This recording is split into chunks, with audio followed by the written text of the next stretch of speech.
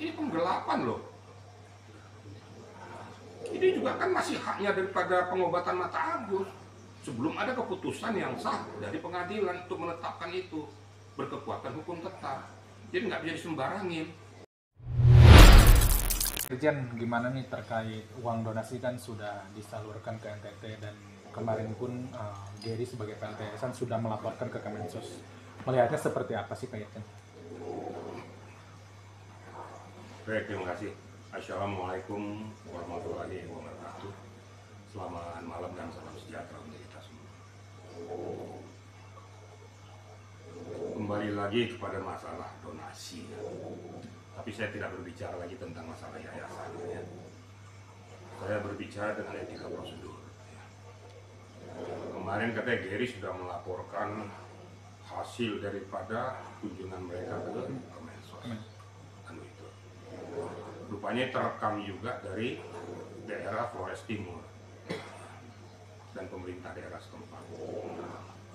Sehingga berkomunikasi dengan saya karena mereka tahu bahwa saya ini kuasa hukumnya, tadinya kuasa hukum yayasan dan Novi mempertanyakan kapasitas kepada Densu dan Gary datang ke sana. Saya bilang, kenapa kamu nanya saya? Akhirnya bercerita bahwa kedua orang ini tidak ada koordinasi dengan pemerintah daerah setempat, baik kepada Bupati, ya PLT Bupati itu, Sekda, maupun kepada Kapolres, dan nantinya tidak ada koordinasi. Mereka langsung masuk ke posko. Mereka masuk ke posko tanggal 9. Saya jabarkan saja di sini ya. Data-data lengkap sama saya semua. Saya kan mantan Kapolda sana, jadi saya tahu semua persoalannya gitu. Mereka membeli barang itu di Labuan Bajo. Ini biar netizen nih buka mata baik-baik, jangan hanya udah bagus, yang bagus yang mana? Tolong kita berbicara tentang akidah hukum. Nilai-nilai kemanusiaan jangan dijorokin dengan maksud-maksud tertentu. Bisa perlu tegaskan ya. Nantinya saya minta juga pihak Kemensos jangan asal menerima saja, harus berkoordinasi dengan pemerintah floating. Ini saya sudah ingatkan, perintah floating tidak mengerti, tidak mengetahui kedatangan mereka. Tiba-tiba sudah ada di posko membagikan barang-barang tersebut. Saya tanyakan benar, PLT Sekda nggak tahu, apa PLT Bupati nggak tahu, Sekda nggak tahu, Kapolres nggak ngerti juga. Mereka langsung asal masuk ke lokasi. Saya pertanyakan, beli barang di mana? Beli barangnya di Labuan Bajo dengan truk dibawa ke lokasi. Bahkan sini jelas ya, saya sampaikan di sini bahwa mereka datang dan tanggal 9 ya, jam 12.40 mereka berada di posko Kongan membagikan barang-barang berupa sembako ya, baik itu mie instan, minuman kemasan, paketan, kemudian kipas angin, termos dan lain sebagainya. Jumlahnya pun lengkap di sini. Ini langsung dari poskonya, ya, posko Kongan. Kalaupun dilihat ada di situ anggota di sana, nah ya namanya di posko itu pasti ada anggota.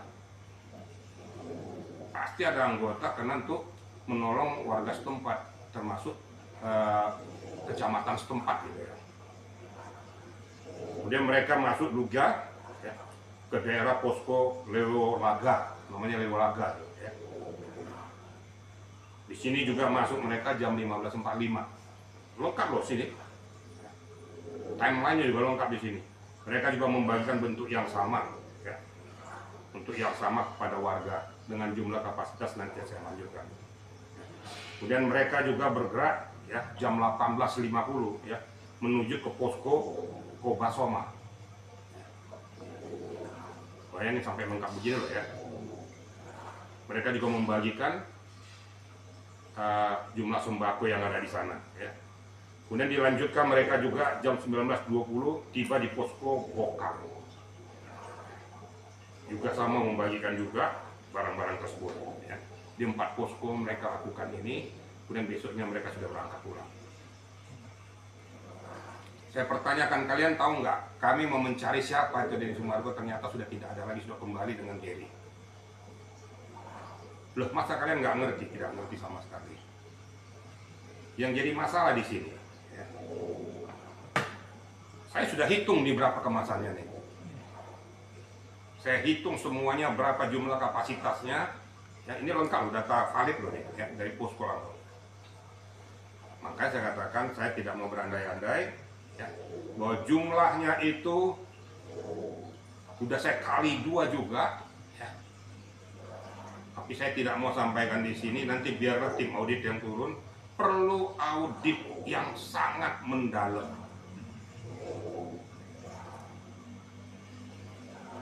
Jadi sehingga kapasitas uang yang 1,3 M kata ditambah 4 M setara nggak dengan apa yang mereka sumbangkan ke sana. Ini tanda kutip ya, saya bicara nih. Jadi ini supaya netizen jangan asal main samber aja, suka dengan uang samber aja, enggak, saya nggak peduli itu. Saya hanya yang saya butuhkan adalah fakta hukum, etika hukum, akidah hukum. Jadi jangan aja pengacara menerima itu laporan itu langsung ada pengacara udah bagus itu luar biasa di mana pengacara dari mana kau belajar di mana tentang hukum itu kok main luar biasa aja, pelajari dong secara mendalam gitu loh, sehingga akidah hukum itu jangan dilanggar, jangan ditabrak hanya gara-gara nilai kemanusiaan. Maka saya katakan dari awal, kalau kita mau berniat suci, ayo kita kumpulkan donasi. Saya juga ikut sama-sama. Dan saya sudah berkoordinasi baru telepon para Kapolres bahwa saya punya niat walaupun nggak terlalu besar, saya juga nyumbang 30 juta ke sana. Ya. Tapi saya nggak perlu ngomong-ngomong, tapi murni uang saya. Saya berkoordinasi Kapolres, orang sampaikan kepada warga setempat. Nggak perlu ngomong-ngomong gitu loh. Tapi saya murni, tidak mengatasnamakan uang yang bermasalah gitu loh. Kenapa saya lakukan? Saya katakan lagi, saya adalah darah NTT. Saya darah NTT, saya 3 kali bertugas di sana, ya, baik Kapolres, di Reskrim maupun Kapolda. Jadi saya nggak mau daerah saya ini dikotori dengan hal-hal itu dengan alasan kemanusiaan. Tapi kalau sananya dilihat tulus, siapa saja sangat-sangat kita harapkan untuk mendukung di float team tersebut. Ya, float team itu adalah Flores Timur ya. Memang selalu ini gunung ini selalu erupsi terus sih. Dari dulu memang waktu saya jabat juga erupsi terus ya. Memang kasihan warga-warga setempat, kasihan ya. Nah, tapi ini perlu saya luruskan juga ya.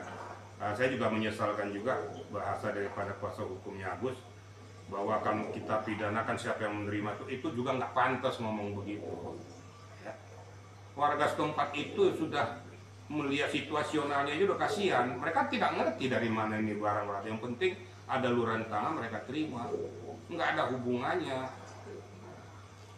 Jadi jangan pula ngomong bahwa akan kita pidanakan warga-warga yang menerima itu juga offside juga, ngomong udah berlebihan. Harusnya pakai otak juga kalau ngomong, jadi jangan asal jeplak aja gitu.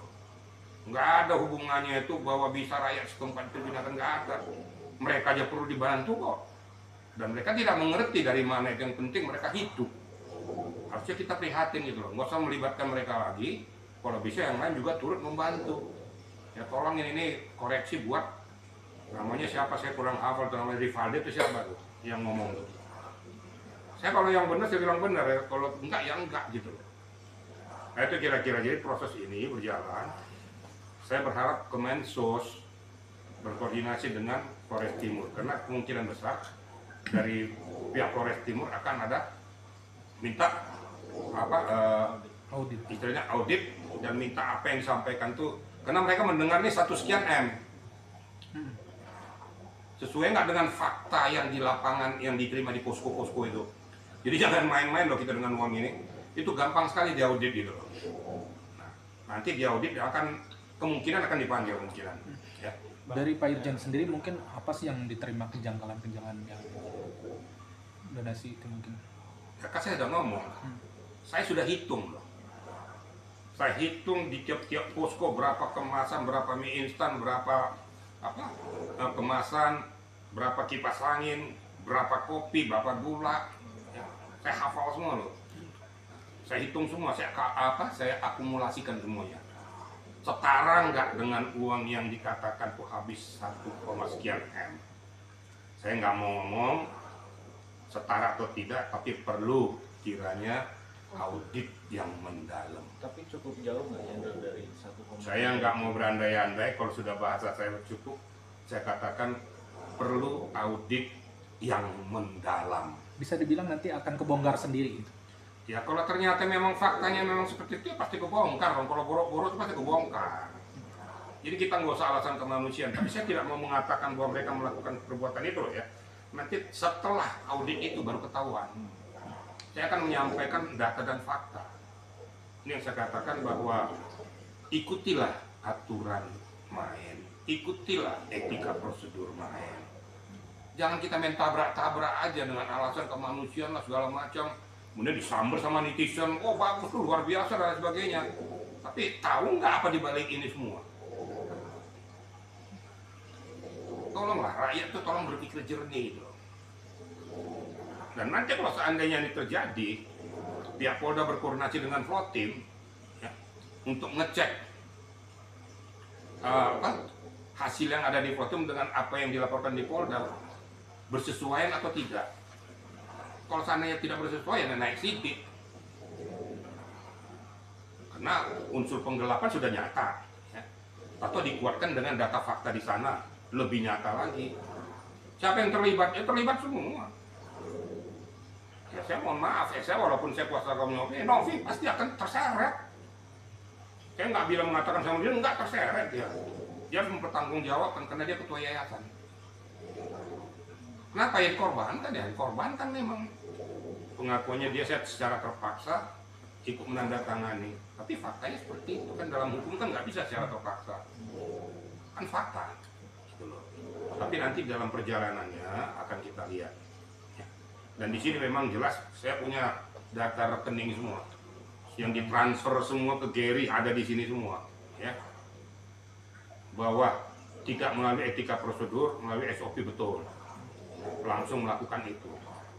Itu yang kira-kira biar dipahami oleh media dan netizen. Saya tidak punya kepentingan apa-apa, saya hanya kepentingan untuk menguruskan masalah supaya rakyat, netizen mengerti, memahami. Kalau suatu ketika terjadi peristiwa kepada keluarga Anda, jangan hanya jeblak aja. Kalau saya terjadi pada keluarga Anda, mau nggak menerima peristiwa seperti ini? Makanya jangan salahkan saya, karena saya ikuti aturan main. Dari awal saya katakan saya tidak suka Agus dengan gayanya flying victim terus, bikin gaya sebentar ketawa-ketawa sebentar ini, tapi dia butuh duit. Tapi kan itu lagi nggak bisa kita habiskan donasi itu, walaupun melalui fasilitator daripada Denny Sumargo itu bukan uang. Nggak usah kau bilang kau tuh berhak untuk ngambil alih, nggak bisa. Karena tuh berada ke yayasan untuk perobatan mata Agus. Ini selalu saya tekan-tekankan, tapi netizen yang nggak ngerti dia paham susah gitu ya. Ini perlu kira-kira yang harus didalami. Ya itu kira-kira rekan-rekannya. Nah ini kan akibat masalah itu juga kan hubungan Novi dengan Gary dan Denso ini memburuk, bahkan saling serang antara Gary sama Novi di medsos gitu. Ya itulah. Dari awal juga saya sudah sampaikan kepada Novi. Dari awal saya sudah ngomong, sebelum ini peristiwa terjadi, Novi kau hati-hati. Kau jangan kira kau baik, orang di sekelilingmu yang terdekat denganmu, kau suatu ketika akan menjerumuskan dirimu.